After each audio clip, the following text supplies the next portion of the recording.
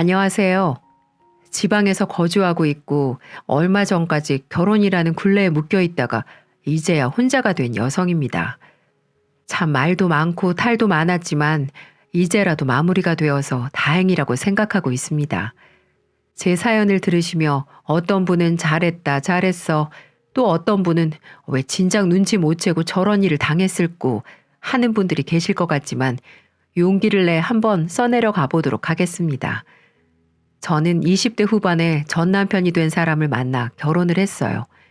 결혼 전에는 누구나 그렇듯 저에게 남편은 누구보다도 좋은 사람이었죠. 자상한 남자였고 일도 열심히 하는 성실한 남자였습니다. 그래서 우리는 1년 동안 불같은 사랑을 했고 결혼을 하기로 마음을 먹게 되었습니다. 그래서 양가 부모님 댁을 찾아뵈서 정식으로 허락을 맡기로 했습니다. 먼저 시댁 부모님을 찾아뵈었는데 좀 한 가지 의아한 점이 있었어요. 바로 남편과 남편 어머님이 되게 어색한 사이처럼 보인다는 거였는데요. 처음 시댁으로 들어갔는데 남편이 시어머니를 보더니 거의 인사를 하는 둥 마는 둥 하더라고요. 시어머니가 왔냐고 먼저 물으시는데도 네 라고만 대답을 한 뒤에 곧바로 아버님께 인사를 시키는 겁니다. 저는 그걸 보면서 이 사람에게 그동안 보지 못했던 모습들을 봐 좀 당황스러웠습니다. 이 사람한테 이렇게 차가운 면이 있었나 싶더라고요. 시댁에서 대화를 하는 내내 시어머니는 굉장히 조용하게 앉아 계시며 저희들의 대화를 듣고만 계셨고 시아버지만 저에게 대부분 질문을 하셨어요. 남편도 아무렇지 않게 시아버지와만 거의 대화를 하면서 저를 소개시켰고요. 그렇게 시댁에서 대화를 하는 내내 시어머니는 거의 말씀을 하지 않으셨고 거의 그 공간에 없는 것처럼 계셨습니다. 한참을 그렇게 있다가 저녁과 디저트까지 먹고 인사를 드린 뒤 남편이 저를 집에 데려다 주는 길에 제가 어머니에 대해 물어봤어요. 아무리 생각해도 어머니는 그곳에서 거의 없는 사람 취급을 받고 계신 것 같아 보였거든요. 태아 씨, 내가 갑자기 이런 거 물어봐서 좀 미안하긴 한데 혹시 태아 씨는 어머님하고는 별로 안 친해요? 오늘 보니까 두 분이서 서로 좀 어색해 보여서 어머님은 말씀도 별로 없으시고 혹시 내가 마음에 안 드셔서 그러신 건가? 아, 그렇게 느꼈구나. 아니야. 당신이 싫어서 그런 게 아니고 원래 어머니가 말씀이 없는 편이시기도 한데 아버지랑 계실 때는 어떠신지 잘 모르겠지만 나나 우리 동생이랑은 안 친한 게 사실이긴 해. 언젠가 너한테 얘기는 해야겠다고 생각은 했는데 이렇게 말하게 될 줄은 몰랐네. 사실 우리 아버지가 오래전에 재혼을 하셨어. 원래 어머니는 돌아가셨고 그 이후에 재혼을 하셨는데 우리도 좀 성장기를 어느 정도 거친 다음에 해서 그런지 친해지기가 어렵더라고. 그래서 아직까지 어색해. 어머, 그랬구나. 그래서 아까 그렇게 둘이 대화가 없었구나. 그러니까 당신도 시어머니한테 그렇게 잘 보일 필요 없어. 그냥 우리 아버지한테만 좀 잘해줘. 그런 게 어딨어. 그래도 부모님이신데 두 분한테 다 잘해야지. 오늘 보니까 어머님이 말씀이 없으셔서 그렇지. 그래도 성품이 되게 좋으신 것 같더라고. 그래, 뭐 그거야 당신이 알아서 할 일이니까. 아무튼 오늘 인사드리느라 고생 많았어. 남편은 저한테 아무렇지도 않은 말투로 어머니한테는 잘할 필요가 없다고 하는데 거기에서 조금 이해하기가 어려웠어요. 아무리 어머니와 친하지 않다고 하더라도 그렇게까지 할 필요가 있나 싶더라고요. 하지만 그때까지만 해도 시어머니와 남편 둘 사이를 정확하게 인지하지 못하고 있었기 때문에 그 정도로 어색한가 보다라고만 생각하고는 넘겼습니다. 제가 봤을 때 저희 남편도 먼저 살갑게 다가가는 스타일이 아니었기 때문에 처음부터 어색했다면 지금까지 그 관계가 어려웠을 수 있겠다라고 이해를 했어요. 그렇게 저는 그때까지는 대수롭지 않게 생각을 하게 되었고 많은 사람들의 축복 속에 결혼을 하게 되었습니다. 처음에는 여느 부부가 그렇듯 참 행복했어요.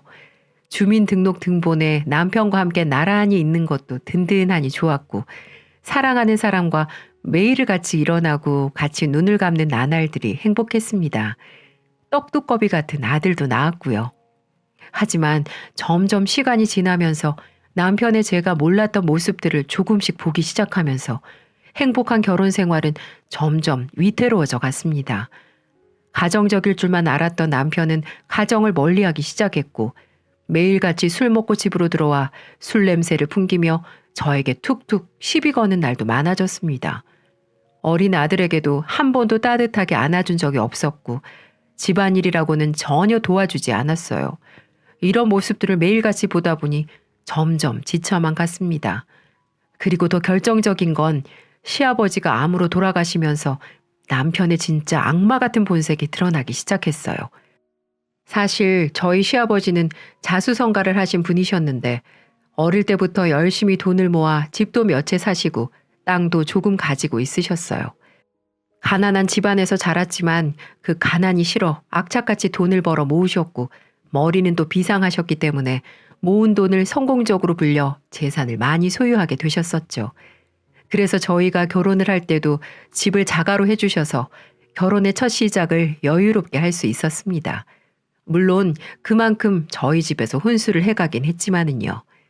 어쨌든 그만큼 재산이 꽤 있으신 분이셨는데 그런 아버지가 돌아가시니 저희 남편을 포함해서 시아버지의 자식들이 눈에 불이 켜지기 시작했습니다. 바로 재산 상속 때문에 말이죠. 저희 남편에게는 남동생과 여동생 한 명이 있었는데 이 중에 남동생은 남편처럼 누구한테 살가운 성격은 아니었어요.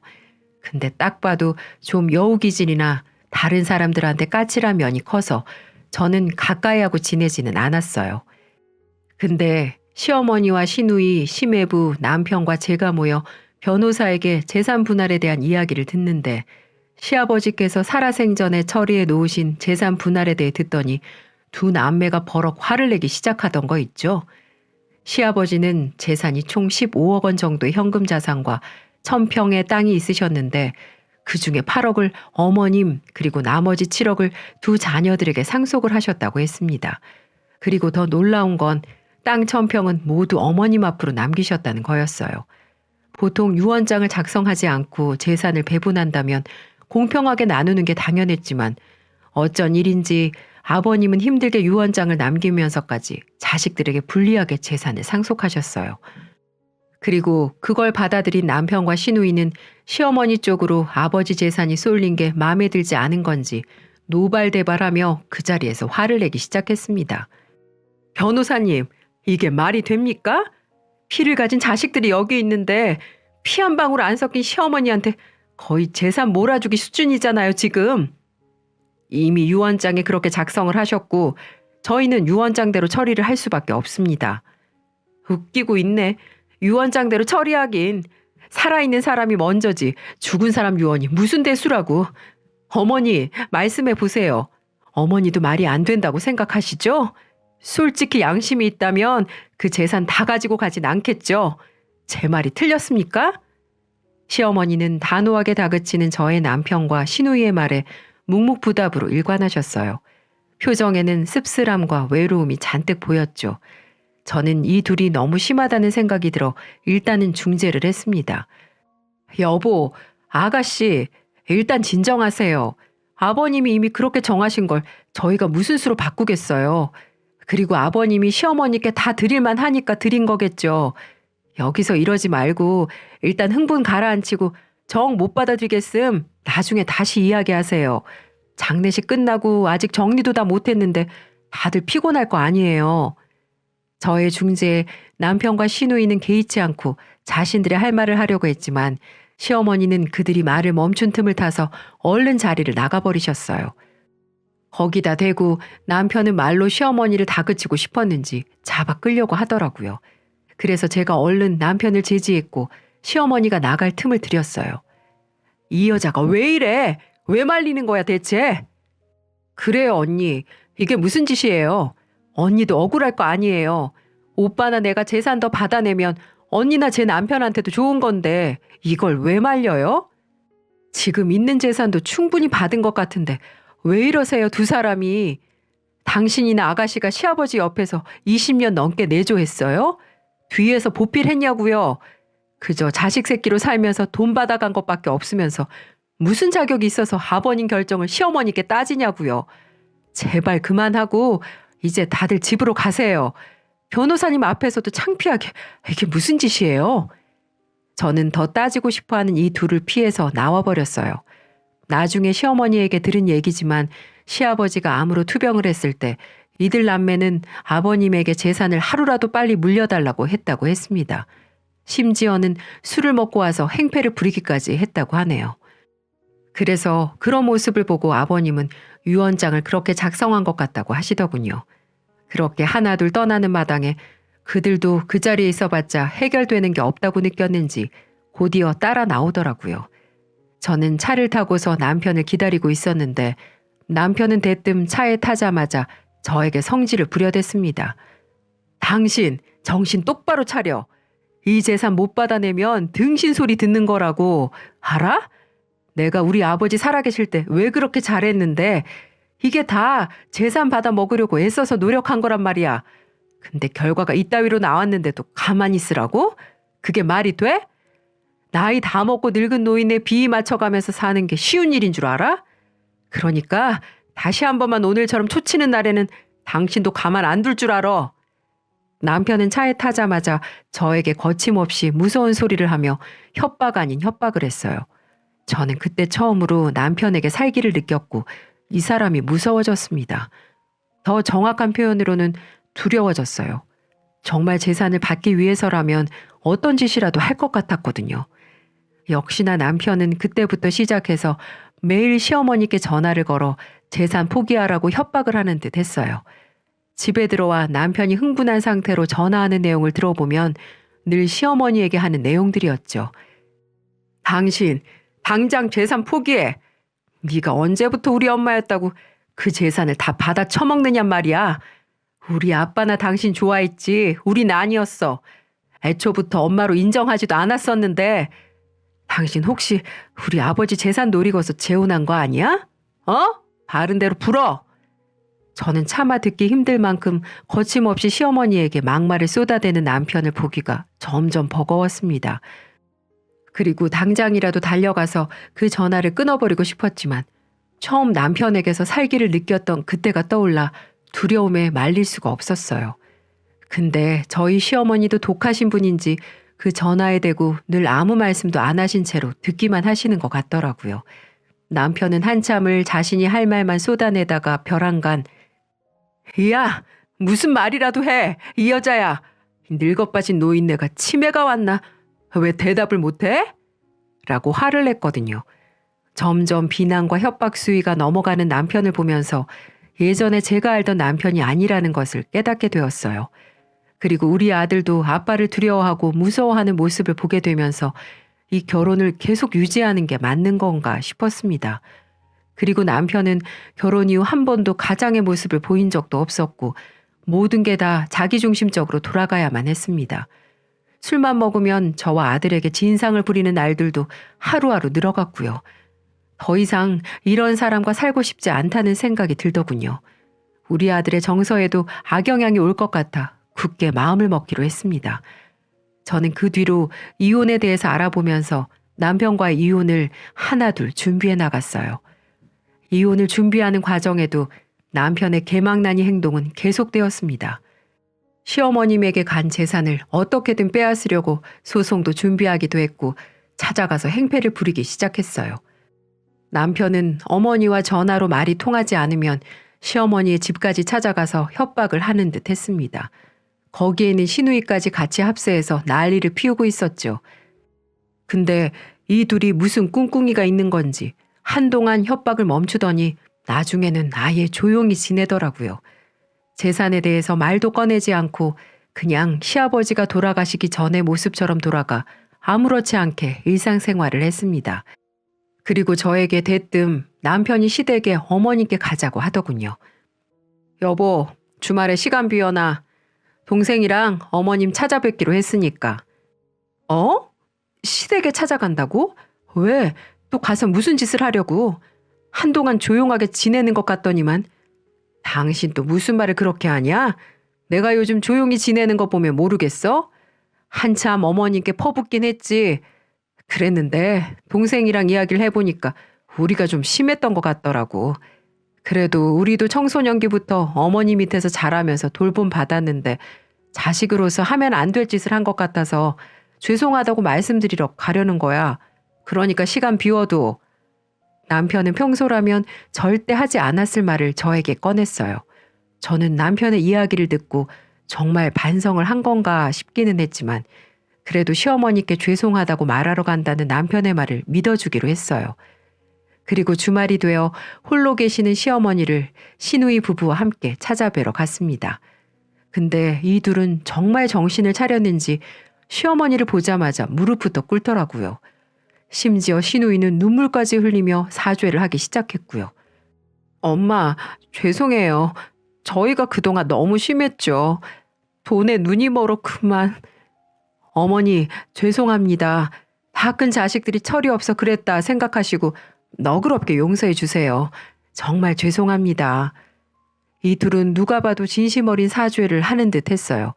그 뒤에서 저와 시매부까지 같이 덩달아 무릎을 꿇고 어머님께 사죄의 말씀을 드렸죠. 근데 시어머니는 말씀이 없으신 분이셨지 절대 약하신 분이 아니셨어요. 그동안 말씀을 하지 않으셨던 것도 시어머니가 할 말이 없어서가 아닌 아이의 상종을 하기 싫어 안 하셨던 모양이더라고요. 됐다.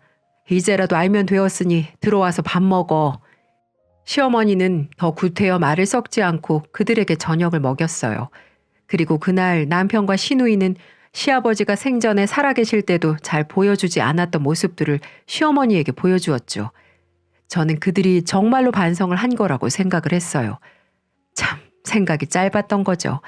그 뒤로도 남편은 이제껏 볼 수 없었던 모습들을 계속해서 보여주었습니다. 시도 때도 없이 시어머니에게 전화해서 안부를 묻고 건강이 조금이라도 안 좋다고 하면 큰일이라도 난 듯 병원으로 모시고 갔어요. 저도 제 생활에 바빠 시어머니를 너무 못 챙겨드린 건가 싶어서 가끔씩 시댁으로 방문해 시어머니의 일을 도와드리곤 했었어요. 그때마다 시어머니는 저한테 정말 고마워하셨고요. 그렇게 전 남편과의 이혼을 결심했지만 갑자기 어머님뿐만 아니라 집에서도 저와 아들에게 자상하게 변해가는 모습을 보고 이혼 생각을 접게 되었습니다. 전 그때 남편이 뒤늦게 정신을 차렸다고 생각을 했어요. 그런 생활이 한동안 쭉 이어졌으니까요. 그렇게 한동안 가족들에게 평범한 일상이 이루어지고 있었어요. 아니, 그렇다고 믿고 있었죠. 저희는 아무 탈 없는 생활로 거의 6년 가까이를 그렇게 살았습니다. 저는 모든 것이 안정된 것 같아 그제서야 마음을 놓고 일상을 누리고 있었어요. 근데 남편과 시누이는 아니었더라고요. 그들은 그들만의 전쟁을 치르고 있었죠. 그 사실을 알게 된 계기는 어느 날 신우네 가족이 집에 놀러 온 날로 시작이 되는데요. 주말에 신우네 가족과 모여서 고기를 맛있게 구워 먹고 후식으로 과일을 먹고 있던 중이었어요. 한참 TV에 빠져서 재미나게 보고 있는데 순간 신우와 남편이 안 보이더라고요. 하지만 그것도 별스럽지 않게 생각하고 TV를 보다 문득 핸드폰을 안방에 놓고 온 것 같아 가지러 가려는데 그 안에서 대화하는 소리가 들려왔습니다. 아, 그 노인네 진짜 뭐 하자는 건지. 우리가 이 정도로 잘했으면 뭐라도 나눠줘야 할 거 아니야. 며칠 전에 5천만 원 도와달라고 하니 왜 꿈쩍도 안 하는 거야. 짜증나게. 마음 같아서 지금이라도 다 엎어버릴까 보다. 아, 나도 몰라 진짜. 그 노인네한테 내가 드린 공이 얼만데. 그래도 6년 전에 사회에 기부한다는 거 우리가 겨우 말렸잖아. 그때 우리 만약에 고개 숙이고 안 들어갔으면 아마 그 돈 전부 기부금으로 들어갔을걸? 그러니 오빠 조금만 참자. 그래, 현실이 이러니 어쩔 수 없지. 그 인간 어차피 오래 살아봤자 20년이야. 그때까지 그냥 숨 죽여서 살다가 그냥 재산이나 상속받자고. 안 그래도 이 마누라녀는 주말마다 시어머니 찾아가서 싸바싸바 하는 것 같은데 그거라도 하고 있으니까 내가 좀 덜하고 있지. 아휴, 전화하는 것도 싫다 나는. 그 목소리 듣는 거 아주 끔찍해. 그것 때문에 마누라한테도 요즘 기고 있잖아 내가. 조금이라도 할망구 욕하는 날에는 또 초칠지 몰라서. 재산만 받아내면 이 가짜는 것들 한 방에다 쓸어버릴 수 있는데 말이야. 아씨. 그들의 놀라운 대화 소리에 저는 안방에 들어가려던 걸 멈추고 그대로 뒤를 돌아서야 했습니다. 그리고 그들의 놀라운 이중성에 그만 질려버리고 말았어요. 게다가 남편이 저에 대해 이야기하는 것도 믿을 수가 없을 만큼 험악해 손발이 떨려오기 시작했죠. 그리고 6년 전에 눈물을 흘리며 시어머님에게 무릎을 꿇었던 이유를 알고 경악을 하고 말았습니다. 바로 그건 남편과 시누이가 계속해서 집으로 찾아와 난동을 부리니 참다 못한 시어머니는 모든 재산을 사회에 기부하겠다고 폭탄 선언을 했다고 하더군요. 이 돈 때문에 가족이 콩가루 집안 되는 거라면 차라리 이 돈을 사회에 기부하고 조용히 살겠다면서 말이죠. 그러자 남편과 시누이는 그 소리를 듣고 정말로 어머님이 사회에 기부할까봐 그때부터 잘못했다고 용서해달라고 다시는 안 그러겠다고 악어의 눈물을 흘렸던 겁니다. 모든 재산을 기부해버리면 그들은 단 한 푼도 받지 못할 테니까요. 그때부터 어머님이 강하게 나오시니 나중에라도 어머님이 잘못되면 재산 상속이라도 받으려고 이렇게 오랜 시간을 착한 척, 위하는 척, 효녀 효자 노릇을 하고 있었던 겁니다. 여러분이 봐도 너무 소름 끼치지 않나요? 그때부터는 다시 이혼을 생각하게 되었습니다. 저는 이 사람의 이중성에 질려버리고 말았고 언제고 저를 진짜 내칠 수도 있는 인간이라는 걸 느끼게 되어 곧바로 이혼 준비를 했어요. 모든 이혼 준비를 마치고 이혼 서류를 남편에게 내놓던 날 남편은 갑자기 웬 이혼이냐며 펄쩍 뛰었습니다. 그리고는 시어머니와 저에 대해 신우와 함께 이야기한 걸 들었다고 다 말해버렸어요. 남편은 그제서야 본성을 드러내며 바락바락 소리를 지르며 말을 하더군요. 아, 또 그걸 들었어? 너 뭐 우리 뒷조사하니? 왜 더럽게 그런 걸 몰래 듣고 있어? 소름 끼치게. 다 알았다니 뭐 별 수 없네. 이혼하고 싶어? 이혼하고 싶으면 당신이 결혼하고 나서 재산 형성하는 데 기여한 거 없으니 그냥 네 몸만 나가. 애들 놔두고 네 몸만. 뭐? 이 쓰레기 같은 자식. 이제 본성이 나오는구나. 6년 동안 그 더러운 모습 감추려고 어떻게 살았대? 그리고 애들? 애들이 너 같은 놈하고 살고 싶어 할 것 같아? 너 사람 잘못 봤어. 네 눈에 내가 피눈물 나게 해줄게. 전 그렇게 남편에게 말을 하고 곧바로 이혼 소송을 진행했습니다. 양쪽 모두 질 수 없어 변호사를 대동해 피 터지게 싸웠어요. 저는 위자료까지 청구를 했는데 서로 얽힌 것들이 많아서 제 생각대로 되진 않았어요. 보통 이혼 사유라고 하면 남편의 외도라든지 자식이 없다라는지 남편의 큰 귀책 사유가 있어야 하는데 그런 것들을 증거로 내밀기 쉽지 않았거든요. 정말 지금이야 말하지만 하루하루가 피가 말라가더군요. 그래도 저는 집에서 나오지 않았어요. 바보같이 우리가 사는 집에서 나오면 모든 걸 빼앗길 것만 같았거든요. 그렇게 저는 한 집에 살면서 긴 시간 동안 외로움을 이겨나가야만 했습니다. 남편은 그런 모습을 보고 질렸는지 어느 순간부터는 집에 거의 들어오지 않더군요. 그 인간이 집에 없으니 얼마나 좋던지. 그러던 와중 전 한 통의 전화를 받았습니다. 그 전화의 주인공은 바로 시어머니였어요. 보통 일주일에 한두 번은 잘 계시냐고 전화드리고 찾아뵀었지만 이놈의 남편과 이혼 소송을 하느라 이것저것 신경 쓸 틈이 없어 그동안 시어머니에게 연락을 안 드린 지 3주가 넘었더라고요. 그래서 처음에는 제가 너무 오랫동안 연락을 안 드려서 어떻게 사는지 궁금해서 연락을 주셨나 보다 하고 전화를 받았습니다. 하지만 어머님은 울면서 제게 말씀하시더군요. 2주 전에 땡볕에서 밭일을 하다가 너무 복통이 심해 갑자기 쓰러지셨다. 무슨 문제가 생긴 것 같다. 겨우 정신을 차려 직접 119에 신고를 해 병원으로 가서 검사를 받았는데 간암 2기라는 진단을 받으셨다고 했습니다. 어머니는 남편하고 시누이에게 연락을 했지만 아무도 오지 않았다고 했습니다. 그래서 저에게 연락을 했다고 했어요. 저는 깜짝 놀라 시어머니가 계시는 병원으로 갔고 시어머니는 그간 무슨 고생을 하신 건지 얼굴이 많이 상해 있으셨어요. 어머니, 암이라뇨? 지금은 어떠세요? 괜찮으신 거예요? 괜찮은데 내가 거동이 좀 힘들어. 근데 연락할 사람이 없어서 말이야. 너희 지금 어떤 상태인지 아는데 이렇게 연락해서 미안하다. 아니에요. 저한테라도 연락하실 수 있으니 다행이죠. 그 사람은요? 안 온대요? 전화를 했더니 온다 온다 하더니 오지를 않네. 좀 내 자신이 불쌍하더구나. 내가 지들을 고등학교 때부터 어떻게 키웠는데 뭐 이것도 내 운명이지 뭐. 기다려보세요 어머니. 저는 어머니의 말씀을 듣자마자 곧바로 이혼 소송 중인 남편에게 전화를 했어요.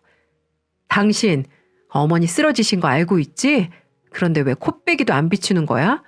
얼마 후면 수술도 하셔야 하는데 아무리 낳아준 부모가 아니라지만 가슴으로 키워준 어머니시잖아. 정말 해도 해도 너무한다. 내가 왜? 난 단 한 번도 그 사람을 우리 엄마로 생각해 본 적 없어. 그리고 우리가 그 사람을 왜 그렇게 싫어하는 줄 알아? 나 고등학교 때 우리 엄마 죽고 3개월 만에 우리 아빠랑 재혼한 사람이야. 그게 말이 돼? 분명 그 여자는 우리 엄마 죽기 전부터 우리 아버지랑 만나고 있었던 여자라고. 물론 물증은 없고 심증이지만 분명해. 그러는데 너 같으면 그런 사람을 어머니로 인정하고 싶겠니? 그 사람 때문에 우리 엄마가 일찍 죽었을지 모르는데. 잘 됐네 아주. 이제야 벌을 받는가 보다. 알아서 뒤지라고 전해주고 죽으면 그때 가서 연락 줘라. 그나마 남은 재산이라도 가지고 와야 되니까. 저는 남편에게서 새로운 사실을 알게 되었습니다. 생모가 죽자마자 현재 어머니와 돌아가신 아버님이 재혼을 하셨다고 했습니다. 조금 놀랍긴 했지만 그래도 저는 남편을 이해하지 못했습니다. 남편 말을 그대로 믿고 싶지도 않기도 했고요. 시누이도 마찬가지였어요. 어머니에 대한 원망이 컸던 남매는 후에 어머님이 수술을 하신 날 와보고는 오지도 않았습니다. 참 어떻게 자식들이 저럴 수가 있는지 대단하다는 생각밖에 들지 않더군요. 어머님은 그렇게 한동안 병원 생활을 하다 퇴원을 하신 후 제가 매일같이 어머님 집으로 가 보살펴 드렸습니다. 항암 치료를 받으셔서 몸이 많이 허약해진 상태셔서 누군가는 어머니를 보살펴 드려야 했거든요. 남편과 시누이가 나 몰라라 하니 제가 할 수밖에 없었죠. 그렇게 어머님은 저와 거의 매일같이 조금씩 운동도 하고 바람도 쐬고 식이요법도 하고 병원도 다니며 한동안 그렇게 거의 붙어 다니다시피 하며 지냈습니다. 어머니는 그러는 동안에 제가 일이 있어 단 하루라도 가지 않으면 엄청 서운해하시고 어떤 날은 눈물을 흘리기도 하셨어요. 아마도 몸이 쇠약해진 상태여서 혼자 집에 있는 게 두렵고 무서웠나 봅니다. 전 그런 마음을 알기에 정말 급한 일이 아니면 아들이 학교 갈 때 어머님 집에 왔다가 끝날 때쯤 집에 오는 생활을 반복했습니다. 그 사이에 남편과의 소송은 마무리가 되어 어렵게 소송에서 이기게 되었습니다. 일단 아들이 저와 함께 있길 원했고 제가 그동안 아들에게 기여한 바가 컸기 때문에 상속권은 저에게 올 수 있었어요. 그 외에도 양육비도 매달 지급하라는 판결을 받았고 재산 분할도 얼마간의 재산을 제 앞으로 가져올 수 있었어요. 그렇게 전 그 지긋지긋한 인간과 깨끗하게 이혼을 할 수 있었어요. 그 더러운 인간이랑 다시는 마주치지도 목소리도 다시는 듣고 싶지 않았거든요. 그렇게 이혼을 한 후 시어머니께 이혼이 확정됐다고 말씀을 곧바로 드렸습니다. 그랬더니 제 손을 꼭 잡으며 말씀해 주셨어요. 민수애미야, 그동안 고생 많았다. 많았어. 이제 이혼했으니 그동안 마음고생한 거 훌훌 털어버려. 아직 젊으니까 새 인생 살면 되지. 그런데 좀 내 마음 한구석이 편치가 않구나. 아들이랑 이혼했으면 이제 우리 시어머니 며느리가 아닌 남남이지 않니? 이제는 염치 없어서 나한테 오라고 말도 못하겠구나. 무슨 소리예요 어머님. 한 번 어머님은 영원한 어머님이죠. 제가 뭐 그 인간 보고 어머니를 보살펴 드렸나요? 우리 아이 할머니고 제 좋은 어머님이시니까 제가 할 도리를 다 한 거죠. 그런 생각하지 마세요. 예전처럼 계속해서 제가 옆에서 있어 드릴 테니까요. 전 그렇게 말하면서 어머니를 안심시켜드리며 꼭 안아드렸어요. 어머니는 제 얘기를 들으시며 눈시울을 붉히셨습니다. 연신 고맙다고 하면서 말이죠. 그러다 어머니는 식사를 차리고 있는 저를 불러 세우시더니 단단히 마음을 먹으신 듯 제게 말씀을 하셨습니다. 애미야, 이제 어디서 지낼 생각이니? 갈 데는 있고? 네, 지금은 당분간 친정에서 지내다가 서서히 알아보려고요. 언제까지 다 큰 딸이 친정에 있을 수도 없고 괜찮은 데 있으면 작은 집이라도 들어가려고요. 그래, 그럼 이거는 어디까지 내 생각인데 부담 갖지 말고 들어. 혹시 이 CM이랑 같이 사는 게 어떠니? 이런 말 하기 그렇지만 난 정말 네가 남남이 됐다고 생각하니 불안해서 살 수가 없구나. 너도 알다시피 내가 지금 내 옆에 누가 있니? 아들, 딸이 있다곤 하지만 이미 걔네들은 날 어미로 인정을 안 하는 걸. 그리고 난 걔들이 무섭다. 무슨 짓을 벌일 줄 몰라. 그러니 나 좀 데리고 살아주면 안 되겠니? 어머니는 눈물을 흘리시면서 거의 애원하시듯 말씀하셨습니다. 그 모습을 보고 저도 어머님이 너무 불쌍하다는 생각이 들어 얼마나 울었는지 몰라요. 오죽했으면 며느리에게 데리고 살아주면 안 되냐고까지 하시면서 부탁을 하셨을까요? 너무 마음 아파왔습니다. 자식들이 있어도 그 자식들이 무서워 이혼한 며느리에게 의지를 해야 하는 심정, 전 그 심정을 그동안 꾸준히 지켜봐 왔기에 어머님의 마음을 이해할 수 있었습니다. 전 어머님을 다시 한번 꼭 안아드렸어요. 어머님, 무서워하지 마세요. 제가 어머님 옆에 있어 드릴게요. 그래요, 우리 같이 살아요. 이 못난 며느리하고 우리 아들하고 셋이서 우리 행복하게 살아요. 이렇게 말을 해드리며 우리는 한동안 그 자리에서 부둥켜 울었습니다. 그날로 어머님은 가지고 계신 밭집, 땅 등을 처분하기 시작하셨어요. 그렇게 하나하나 정리가 되고 이제 마무리가 될 때쯤 어머님은 비장한 각오를 하고 두 남매를 집으로 불러들이셨습니다. 물론 저도 그 자리에 있었고요. 전 그 자리를 피하고 싶었지만 어머님은 확실히 봐두라면서 꼭 앉아 붙어 있으라고 하더군요. 역시나 전 남편은 저를 보더니 깜짝 놀라 뒤로 자빠지려고 하더군요. 자, 이역식이다. 니네들 나한테 한 짓을 생각하면 아무것도 너네들에게 주고 싶지 않지만 너네 아버지를 생각하면 마음이 아파서 이거라도 주는 거야. 이거 받고 다시는 보지 말자꾸나. 뭐요? 고작 2억이요? 어머니한테 가지고 있는 재산이 10억이 넘는데 겨우 2억 먹고 떨어지라뇨? 지금 장난하세요? 저희는 이거 못 받아들입니다. 그래, 그럼 2억 안 받는 걸로 하고 없던 일로 하마. 난 너희에게 마지막으로 어미로서 노력을 하려고 했는데 니네가 싫다니 어쩔 수가 없구나. 아니 저기요. 몸도 안 좋으신 양반이 그 많은 돈 가지고 뭐 하시려고 그러는데요? 그건 너희가 알 필요 없고 받고 돌아갈 건지 빈손으로 갈 건지 확실히 결정해. 진짜 너무하는 거 아니에요? 어릴 적에는 우리 엄마 죽게 만들더니 이제는 아버지 재산 이거 먹고 떨어지라고요? 정말 이 아줌마 사악한 여자네. 말 조심 안 하니? 그리고 누가 누굴 죽게 만들었다는 거냐? 맞잖아요. 우리 아버지랑 바람나서 우리 엄마 속병 걸려서 죽은 거잖아요. 아니에요? 이런 고의한 놈. 나도 몰랐어. 결혼하고 한참 후에야 알았어. 난 아는 사람을 통해 중매로 만나 일찍 결혼한 죄밖에 없다. 이런 나쁜 놈들 같으니라고 내가 너네들을 받아들이면서 어떻게 키워냈는데 그걸 우리가 믿으라고요? 믿고 안 믿고 필요 없고 이 돈 받고 다시는 찾아오지 말거라. 그리고 여기 찾아와도 난 이 집에 없을 거다. 이 집도 내놨으니 괜한 헛걸음 하지 말고. 그건 또 무슨 소린데요? 나 민수애미랑 같이 살기로 했다. 내가 언제 죽을지 모르지만 반평생을 키워온 너네들보다 훨씬 나아. 피 한 방울 안 섞인 내게 얼마나 옆에서 보살펴주며 친딸처럼 날 대해주는 줄 알아? 그런 순간에 너네들은 뭐 했니? 나한테 어떻게 했어 이놈들아. 그래서 내 모든 재산 민수애미에게 주기로 했으니까 그렇게 알고 다시는 찾아오지 마라. 뭐요? 저 여자는 남이라고요. 저와 이혼했으니 저 여자는 이제 며느리도 아니라고요. 내 딸이야.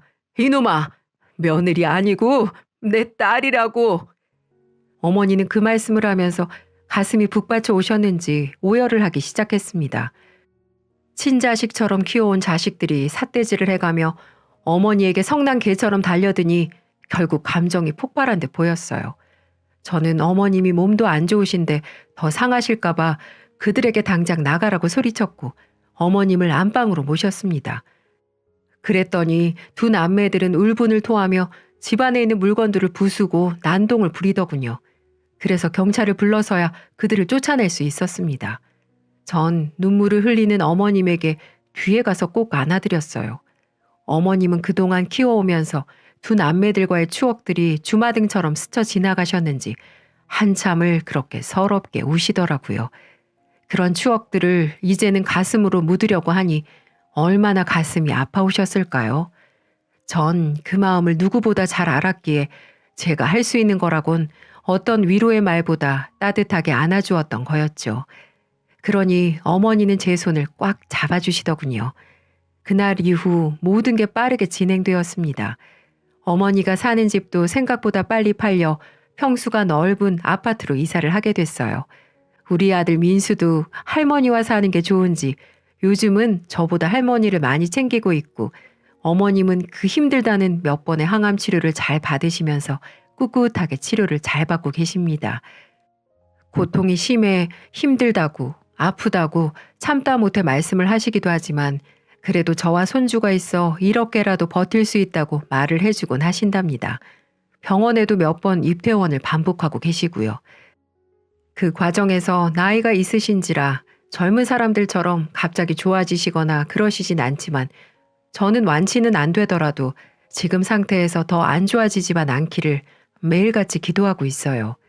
그래서 간암에 좋다는 음식들을 꼬박꼬박 챙겨드리며 며느리로서 아니 딸로서 제가 할 수 있는 최선의 노력을 다하고 있습니다. 물론 앞으로도 그럴 거고요. 그리고 저희 어머니가 얼마나 대단하시냐면 얼마 전에 어머님이 다니시는 병원에 7천만 원을 기부하셨습니다. 어려우신 분들에게 써달라고 말이죠. 7천만 원 기부해서 속상했냐고요? 아니요. 오히려 전 그 모습이 너무 멋있어 보였어요. 지금 살고 있는 아파트는 어머님이 장만해 주셨지만 나머지 돈들은 전 어머니께 받지 않았어요. 그 남은 돈으로 어머님 하고 싶은 거 하시라고 말씀을 드렸죠. 기부를 하시든 남들을 돕든 어머님 쓰고 싶은데 다 사용하시라면서 말이죠. 그랬더니 어머님은 그 돈들 중에 처음으로 쓰신 돈이 기부였습니다. 그 모습을 보고 본인도 몸이 안 좋으시면서 남을 생각하는 마음을 보고 저도 하루하루 어머님께 많은 걸 배우며 살아가고 있네요. 하늘에서 이런 착한 마음을 가지신 어머님의 마음을 안다면 꼭 완치라는 선물을 주시지 않을까 조심스럽게 기대해 보게 됩니다. 그리고 가끔 남편과 시누이가 찾아와 계속해서 협박을 하고 난동을 부렸지만 어머니가 경찰에 접근 금지 신청을 했더니 더 이상은 찾아오지 않네요. 연락처도 다 바꿨기 때문에 그들은 우리에게 연락할 방도도 없을 겁니다. 제 사연은 여기까지예요. 제 사연 보시고 정말 말도 안 된다. 어떻게 자식들이 저럴 수 있을까? 이런 생각을 하신 분들이 많으실 거라고 생각이 들어요. 저도 겪어보기 전에는 그런 생각을 했을 테니까요. 가끔 뉴스를 보면 말도 안 되는 사건, 사고들 있잖아요. 부디 앞으로 제게는 더 이상 그런 일이 있지 않길 바라며 열심히 살아가 보도록 하겠습니다. 이걸 보시는 분들은 좋은 일만, 행복한 일만 있으시길 간절히 응원하겠습니다. 항상 건강하시고 2022년에는 더 성장하는 한 해가 되셨으면 좋겠네요. 감사합니다.